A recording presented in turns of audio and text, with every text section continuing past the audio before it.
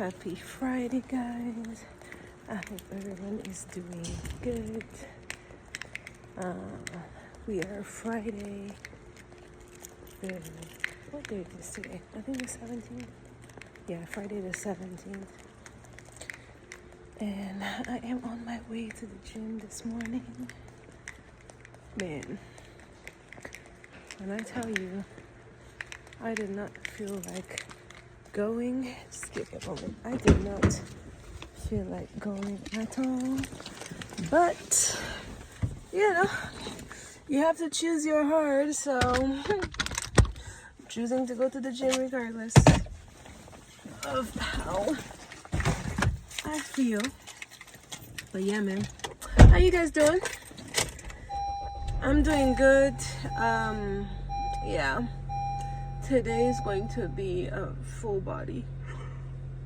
Oh, damn. I'm tired. It's fine. Yeah, today is going to be a full body workout. Again, the goal is to keep everything under 1 hour, as always. But yeah, man.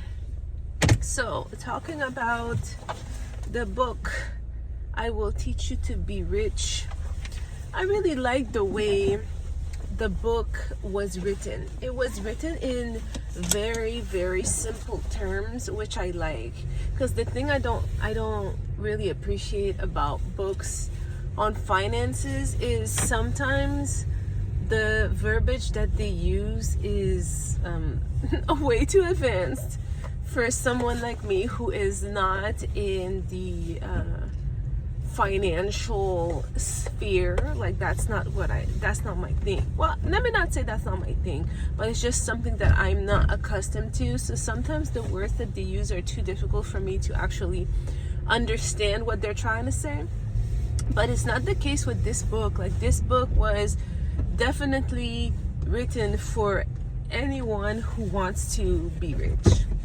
But anyways, and it's very funny too. Like the way the author wrote the book has like a humorous way about it as well. So that keeps you interested while reading.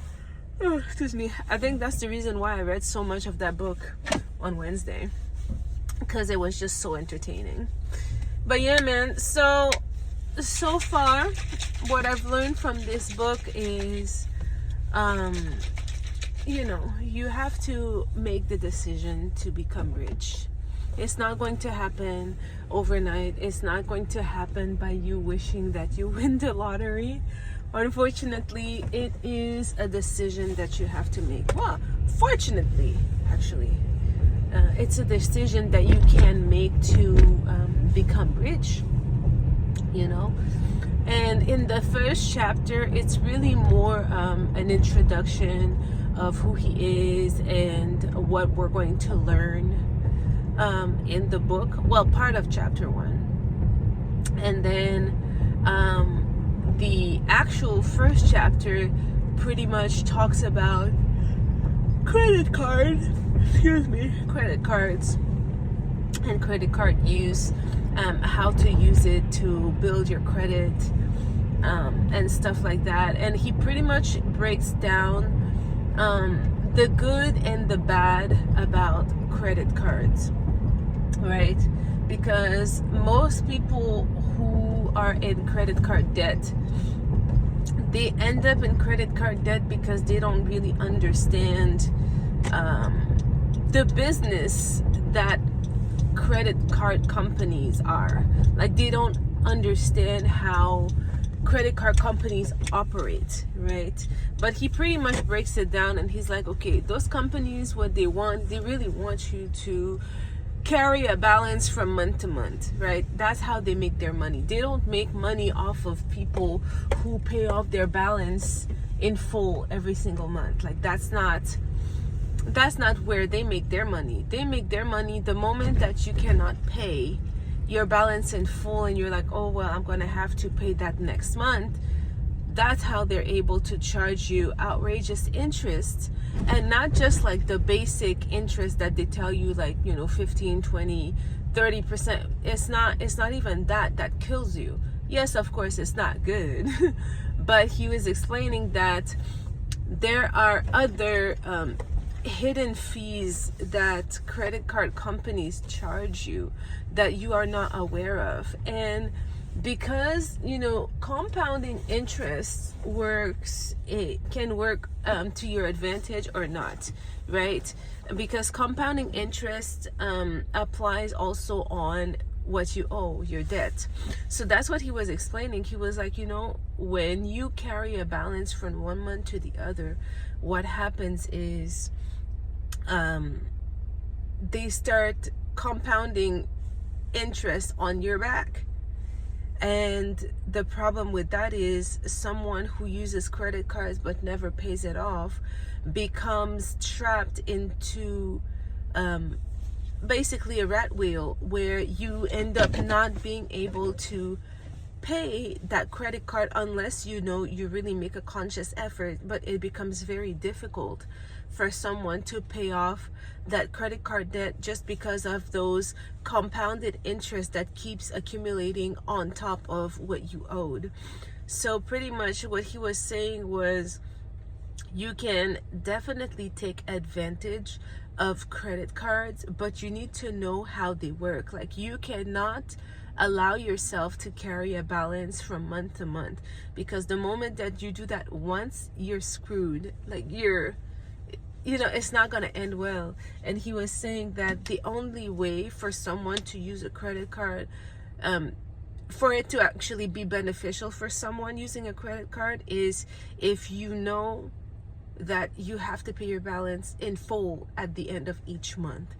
And he was saying, for instance, about his situation, that whenever he uses credit cards, he automates the paying back the card. He makes it automatic so that he does not have to think about it. So whatever balance he owes, he makes it automatic that by the time the balance is due, it's paid off. So he does not rely on himself saying, okay, well, I received my bill, let me go ahead and pay it. No, he makes it automatic so that the money comes out of his checking account and pays the credit card in full every single month. And he was like, yeah, that's the only way. That's the only way you can use a credit card. If you know yourself and you know that you're not going to be able to pay what you owe in full, don't even start using it. And I think that's something that is to be taken in consideration, because unfortunately, at least in America, you need a good credit score to be able to, like, buy a home, like buy those bigger ticketed items, right? You need a good credit score. You know, even sometimes you need a good credit score to rent a house, to rent an apartment or something. So he was saying, use credit cards wisely to build your credit. But again, in order to use something correctly, you need to understand how it works. And pretty much that's how credit cards work. If you don't think you'll be able to pay the balance off every single month, don't even start, because you're going to end up in debt. And on this channel, that's not what we're trying to do. Me personally, I choose not to use credit cards for that fact, because it's too easy to slip into that rat wheel of, oh well, you know, I can't pay this month, but it's okay, I'll use my paycheck from next month to pay it off, and then you never do. So I choose to not use credit cards and be more in line with what Dave Ramsey says. Like, if just don't use it.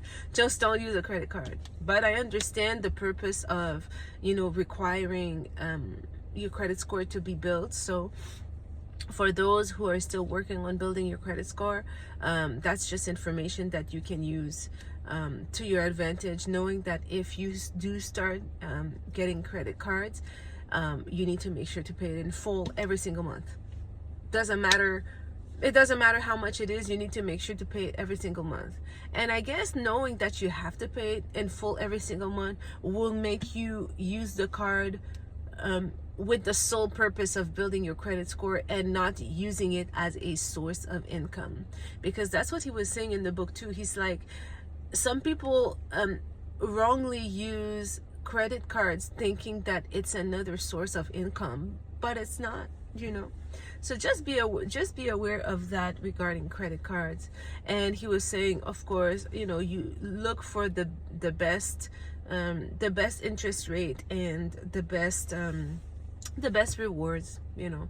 He's like, if you want to travel, of course, look at credit cards that are low in interest and give a lot of points, so that whenever you use them to pay your regular bills, and again, that's what he said, don't start using it to go on a shopping spree.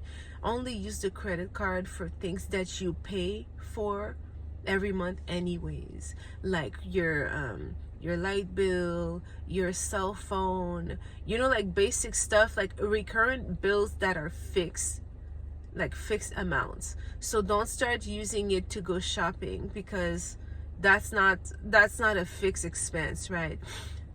Just use it for recurrent bill payment that you pay off anyways. So you already have the money to pay for your cell phone, you already have the money to pay for your light bill, you already have the money to pay for your internet, like stuff like that. You can use your credit card to pay for. Anything else, you're not allowed to use the credit card for, because that's how you end up buying things that you don't need, that you can't afford. You put it on the credit card, and then all of a sudden you can't pay the credit card in full. So keep that in mind. And then in the next chapter, he was talking about setting up a checking account, a savings account, and stuff like that. Basic stuff. And then you know, how to avoid paying for accounts, because it's true, right? You don't need to be paying like service fees every single month for an account. I see that some banks still charge people for, you know, just having a bank account there, and I'm like, I personally use Capital One and it's free.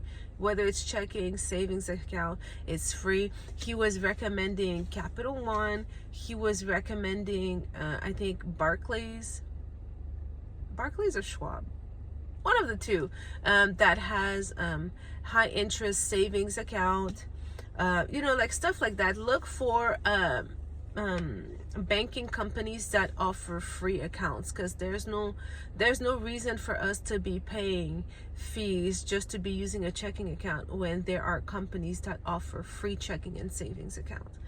And then he was talking about retirement accounts as well, how to to go about it. Like if your job offers you a 401k, just max it out.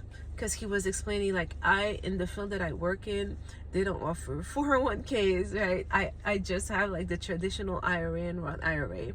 But he was saying that when you have a 401k, your employer actually matches whatever you put in the account, so it's free money.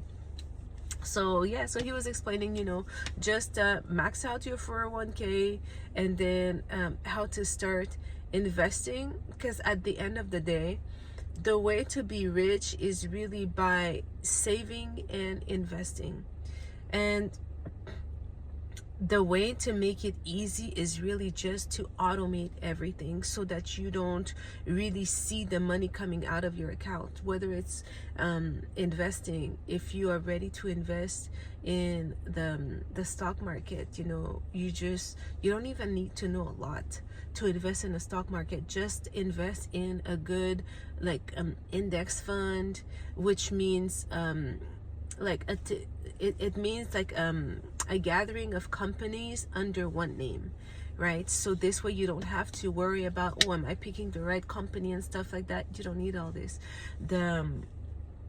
I guess the more reliable one is the S&P 500, which basically is a combination of the biggest 500 companies in the US.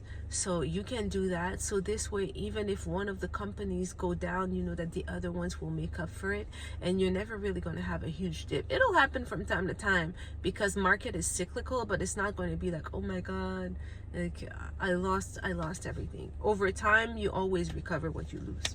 So that's pretty much what he was saying. We have to automate saving and investing. And then it got me thinking,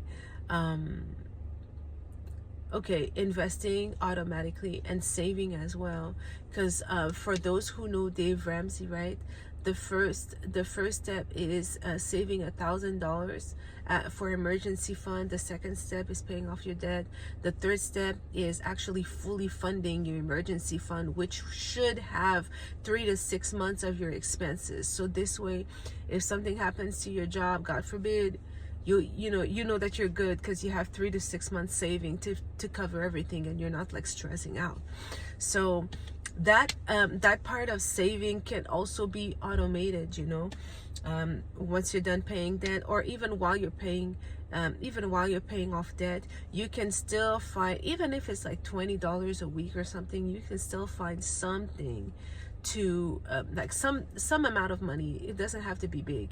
You can still find a little bit of money to just start investing slowly, because I was listening to Anthony O'Neill a few days ago, and he was saying, and not just him, right, even in the book I Will Teach You to Be Rich, he was saying that the best way to be rich in life is to start early. So let's say you're not in your 20s anymore and you want to start investing. The best way to go about it is not to dwell in the past and then just say, oh, I messed up, I missed my chance. No, the time is now. Like it's never too late. Like it's too late when you decide to never invest. I would say that's the only time that it would be too late. But as long as you start, and that would be the biggest advice that I would give to anyone who is like in their teens or early 20s, even if it's just like $50 a month, $100 a month, man.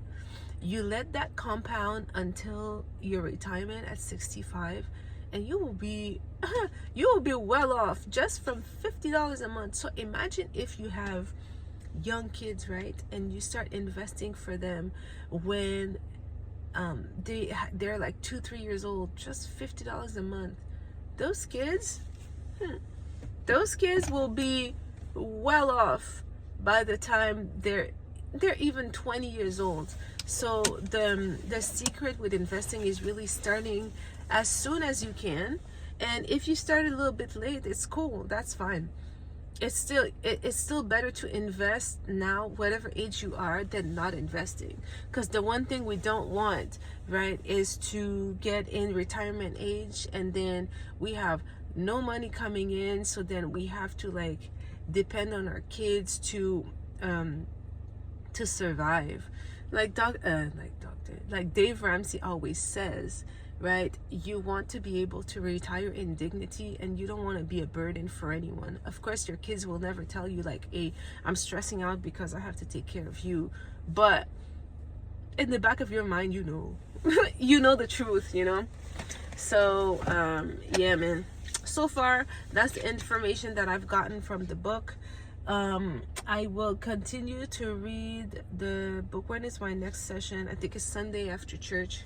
I will continue to read the book, and my plan is to finish reading this book by next week, Wednesday. Yeah, that's my goal. That's my goal, because this book is really, really, really interesting. Like, I like books like that because they keep you they keep you invested in it, so it actually encourages you to read more. But yeah, man, so that's it. Wow, almost 20 minutes. Let me go to the gym. It's already 5:30. Yeah, let me go to the gym and do maybe like 45 minutes workout real quick, and then keep it moving. All right, guys, talk to you guys probably tomorrow if I don't have anything else to add for today. But yeah, so let's just continue to stay on track. Let's continue to build our understanding on finances and stuff like that. And let's just keep God at the center of everything we do. All right, stay blessed. All right, so video number 2, I am done with my workout for the day. It was a pretty good full body workout. I ended up warming up with my jump ropes. To be honest, you guys, if you guys are not using jump ropes to like just for overall conditioning, you guys are missing, because the advantage of it is you can literally jump anywhere. You don't need a lot of space. Like for instance, after I finished recording the first segment of today's content, by the time I got inside of the gym, it was already 5:30, and all the cardio machines were occupied. So had I not had my jump rope with me, I wouldn't have been able to warm up. I would have to, well, I wouldn't have. I would probably have to wait for one of the machines to become available and then start my workout later. So yeah, always bring my jump rope is a message that I'm leaving from myself. But while I was working out, so I forgot my headphones at home, but I was just like, it's fine. Anyways, I always try to listen to like motivational videos when I work out like this early, just to set myself for success. So I just started listening to some of Dr. Miles Monroe's old videos where he was talking about setting yourself for success, and how being disciplined is necessary for you to succeed. And how it's funny because the video that popped up was actually talking about how it is important to maintain proper physical health, but also mental health. And he was like, exercise is a good way to promote not only physical health but also mental health, you know. So I was just like, yeah, you know. And you know, I put the volume like kind of low so that I would be the only one listening to it, but I could tell that the other members who were working out, they were listening to the message as well. So yeah, very, very good workout. Yeah, man, you know, we just have to continue to push, and we will get there. We will be financially free. It's all about consistency, and also not forgetting to work on changing our mindset. Oh, that's one thing I forgot to talk about the book. In the book, right, the author was addressing wrong beliefs regarding money, like, oh, I can't afford it, I can't do this, I can't do that, oh, no one in my family has ever been rich, so why would I be different? And I think it's very important to address those, because as long as you don't change what is in your mind and in your thoughts, like your thought belief, whatever result you get will only be temporary. And the way to tackle this is, of course, you know, get more knowledge, but more importantly, we need to erase those wrong beliefs by reading the Bible more often. I consider the Bible as soap. I think I made that example in a different conversation with y'all, but I consider the Bible just like soap. It is there to scrub out anything that is incorrect, anything that is not the truth according to the scriptures. The Bible is there to destroy those thinking, because you know what, the devil can definitely use your incorrect understanding on money to hurt you. So the Bible is one way to correct that and mitigate that problem. So yeah. All right, guys. Okay, this is really the last video for today. I just wanted to put that little piece of content in there. And yeah, man, let me go home, get ready for the rest of the day. Peace.